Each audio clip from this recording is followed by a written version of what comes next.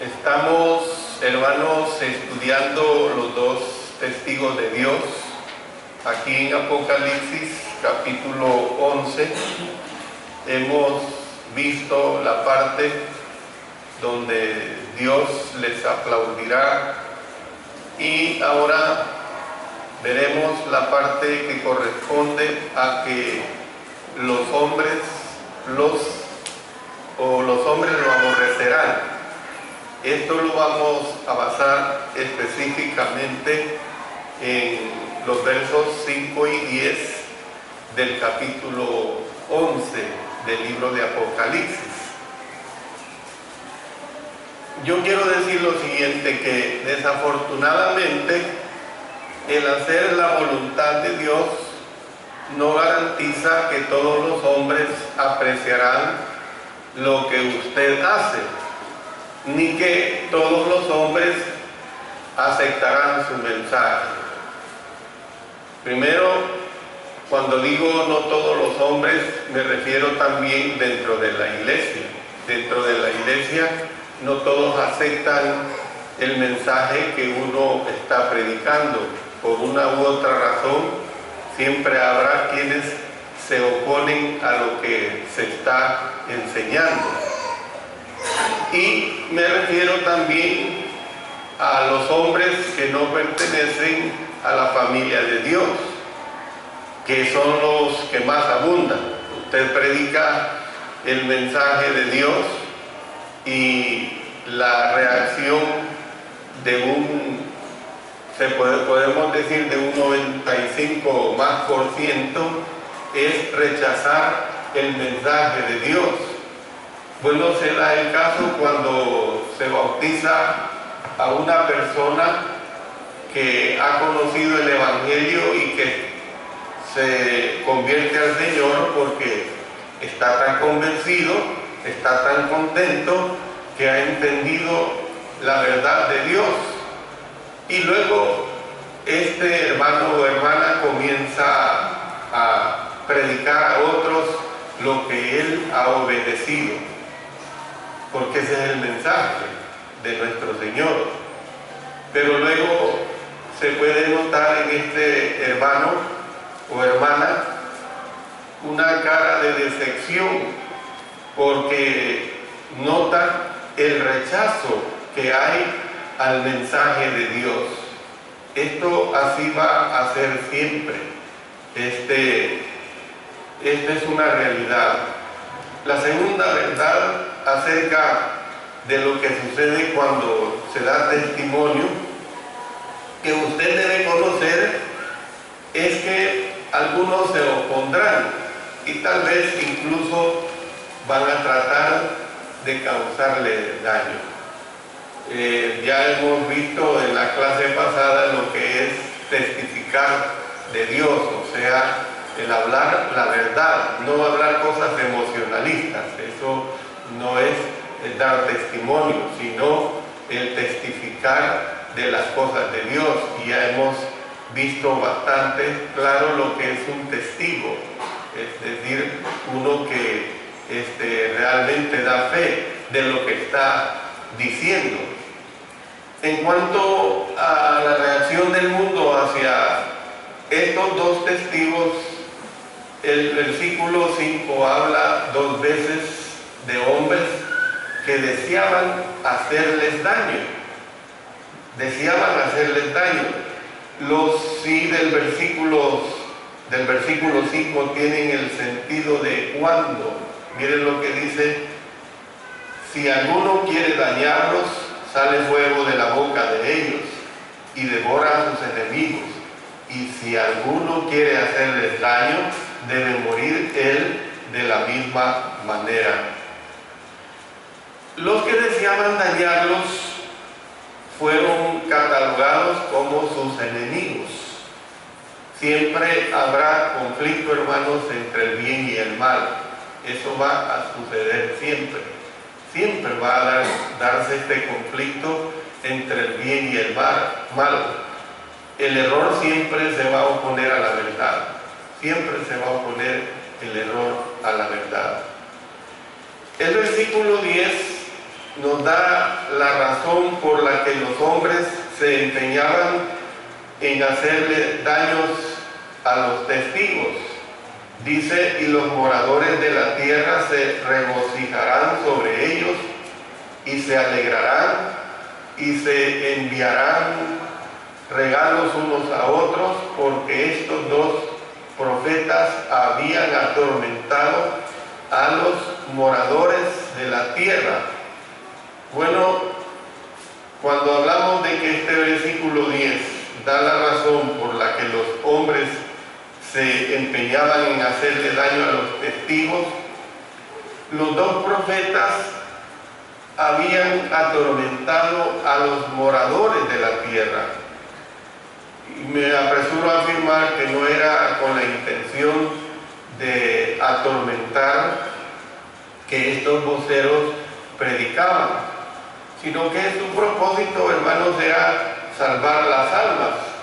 Y esto va de acuerdo al mensaje de Dios en Romanos, en el capítulo 1 y el versículo 16, que conocemos bastante en relación al Evangelio, al poder del Evangelio. Dice, porque no me avergüenzo del Evangelio, porque es poder de Dios para salvación a todo aquel que cree, al judío primeramente y también al griego. Entonces, más aún podemos decir con certeza que no atormentaban por el modo como presentaban la palabra de Dios, sino que hablaban la verdad en amor.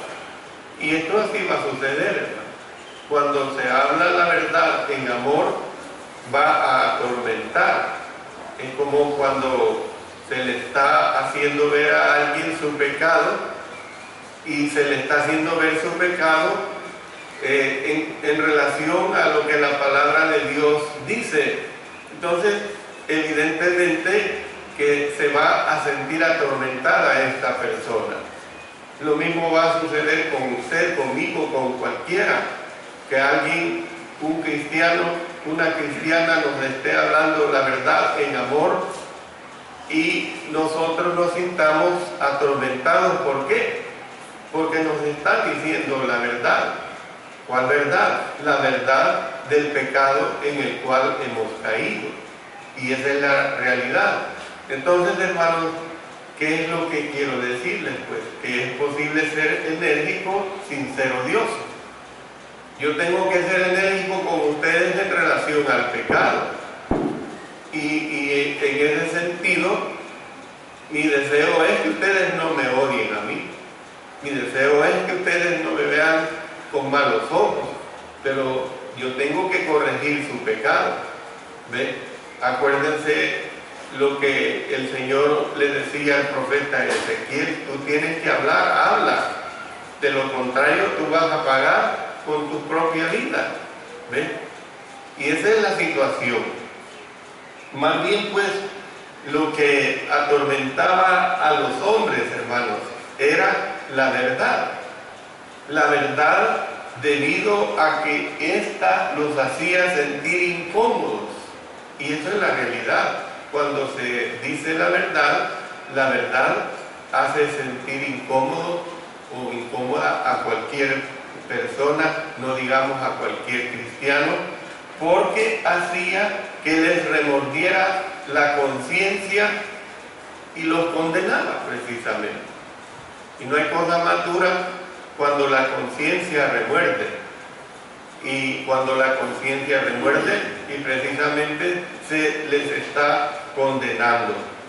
Vimos otra clase de tormento para el pecador, si ustedes recuerdan, cuando estudiamos las langostas demoníacas en Apocalipsis capítulo 9, lo recuerdo en el verso 3 y 5, y del humo salieron langostas sobre la tierra y se les dio poderes como tienen poder los escorpiones de la tierra, y les fue dado no que los matasen, sino que los atormentasen 5 meses. Y su tormento era como tormento de escorpión, cuando hiere al hombre. Ese tormento era el efecto del pecado en el pecador.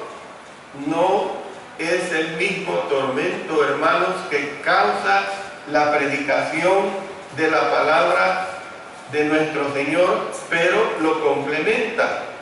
A veces, hermanos, cuando a los que ya están siendo dañados por su pecado se les dice lo que hacen desagrada a Dios y que no tienen que vivir así, es decir, cuando se les hace ver lo que desagrada a Dios y que no tienen que vivir así de esa manera, se enfurece, les da cólera, ¿ve?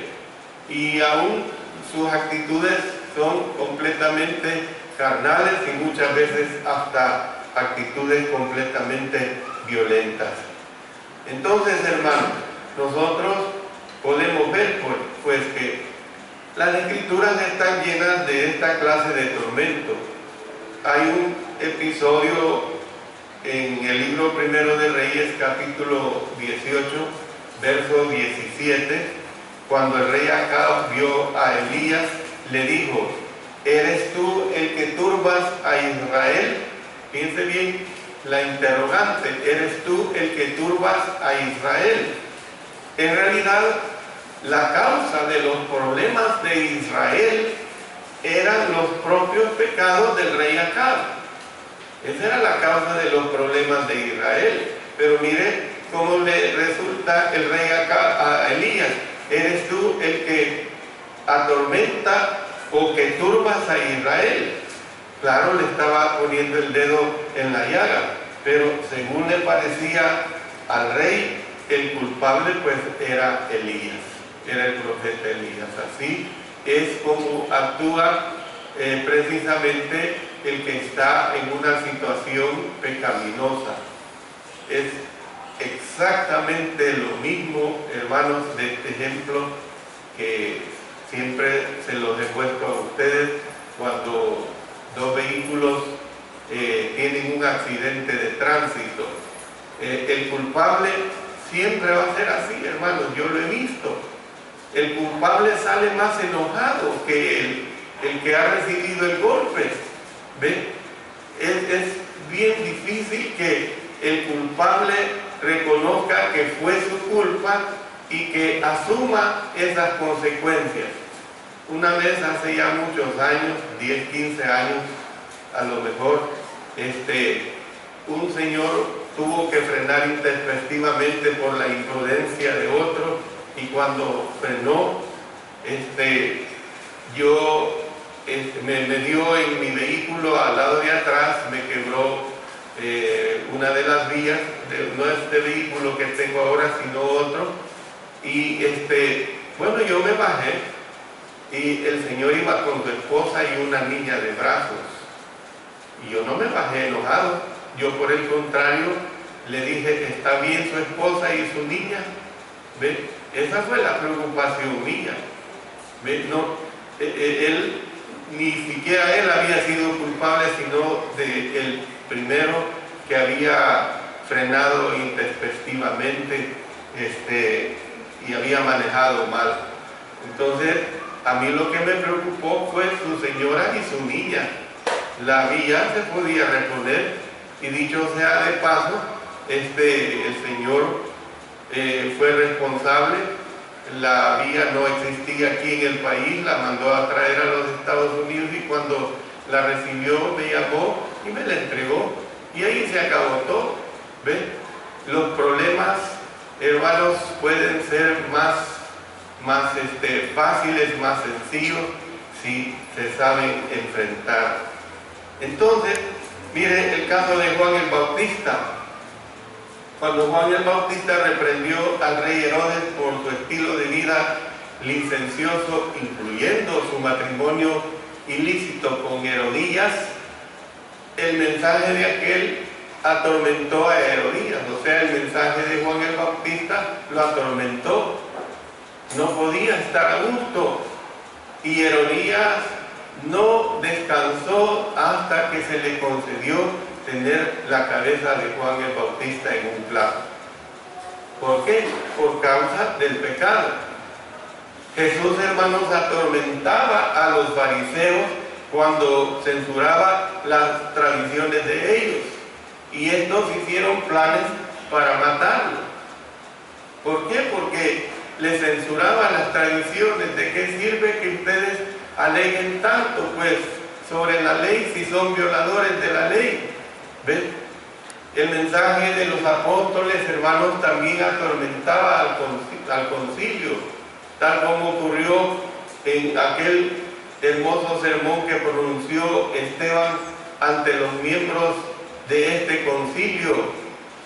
Hermanos, no se sintieron nada a gusto cuando el apóstol Pablo disertaba ante el gobernador. ¿Qué fue lo que dijo este gobernador? Dice: de la justicia, del dominio propio y del juicio venidero. Dice que Félix se espantó. Félix se espantó. ¿Por qué? Porque el apóstol Pablo le habló de lo que era la verdadera justicia, le habló lo que era el dominio propio, le habló acerca del juicio venidero.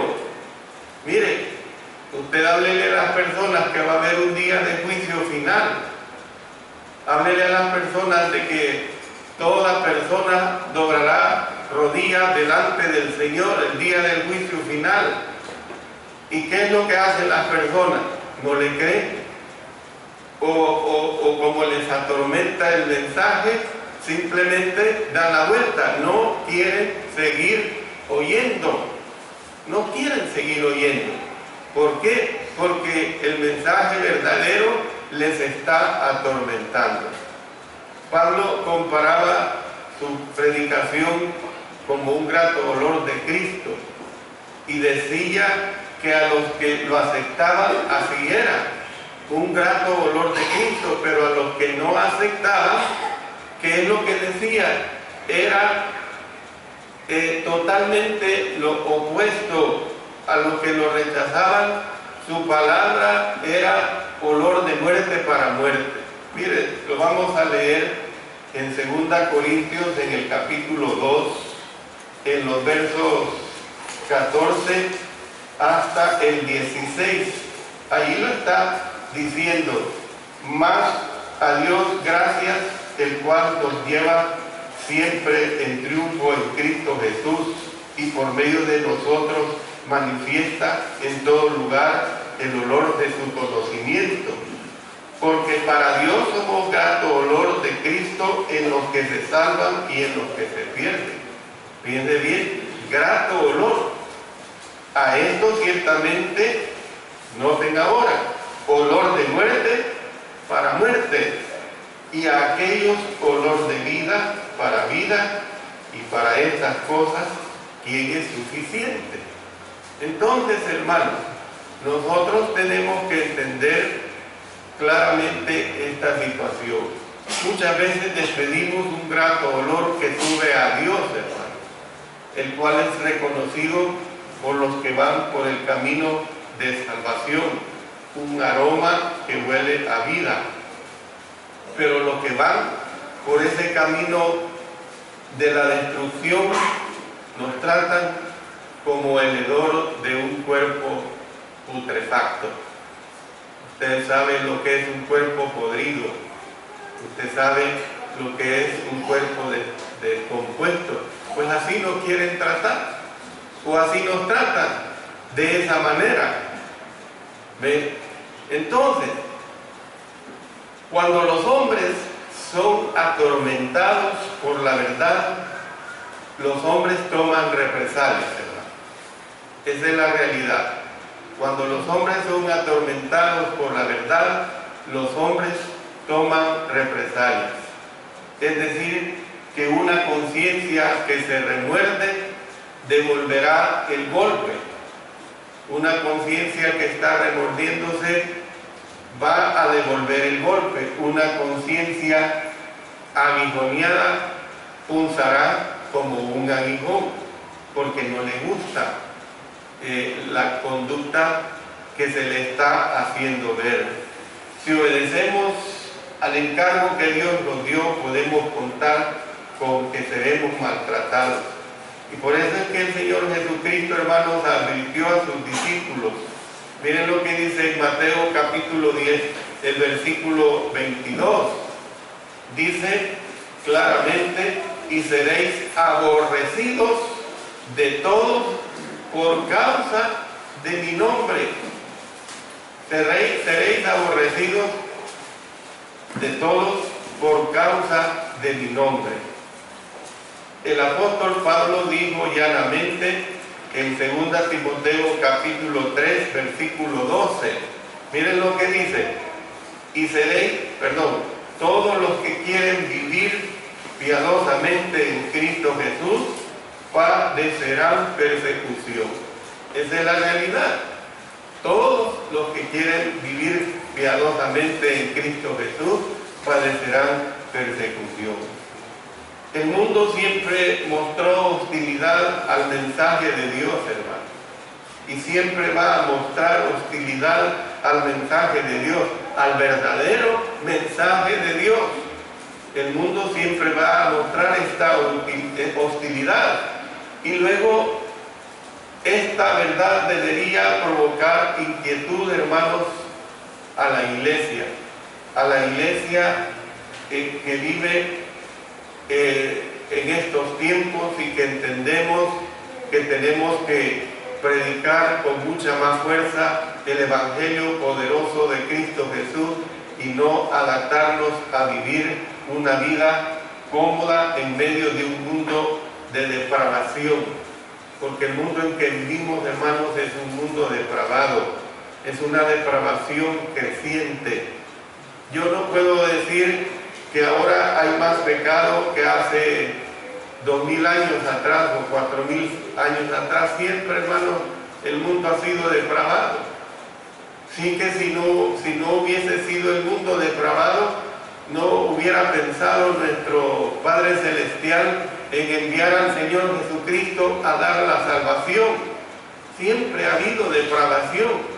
Entonces nosotros tenemos que entender que para contribuir a anular o al menos rebajar la depravación del mundo, tenemos que predicar la palabra de nuestro Señor. Por eso es que, hermanos, tenemos que entender, y con esto voy a terminar esta clase, tenemos que entender que la iglesia del Señor es el bastión que existe aquí en la tierra para contribuir a que no haya más depravación, para contribuir a que no haya más degeneración, para contribuir a que el pecado no se extienda aún mucho más. Pero muchas veces, ¿por qué la iglesia se adapta tan fácilmente a su entorno?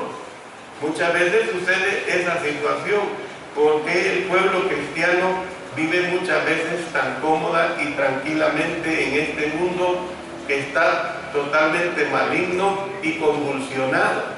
¿Ves?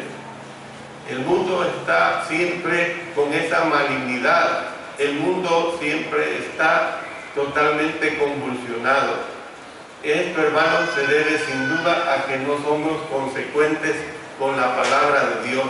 Tenemos que meter en nuestras mentes, en nuestros corazones, y como una acción de hecho, el que debemos de ser consecuentes con la palabra de Dios. Que es ser consecuentes, primero, vivirla yo. Segundo, predicar esa palabra, enseñar esa palabra. Si usted hace lo que Dios le manda, tenga certeza que algunos o muchos le odiarán por ello. Esa es la realidad. Esa es la realidad. Y es lo que en las próximas clases vamos a ver en esta situación de los dos testigos de Dios. ¿Ve? Ya veremos cómo es que hasta les iban a matar. Ya veremos cómo es que hasta les iban a destruir. Si usted hace lo que Dios le manda, yo le digo, hermano, yo le digo, hermana, que tenga certeza que algunos le van a odiar por ello. Pero usted tiene que entender que tiene que sufrir por la causa de nuestro Señor Jesucristo.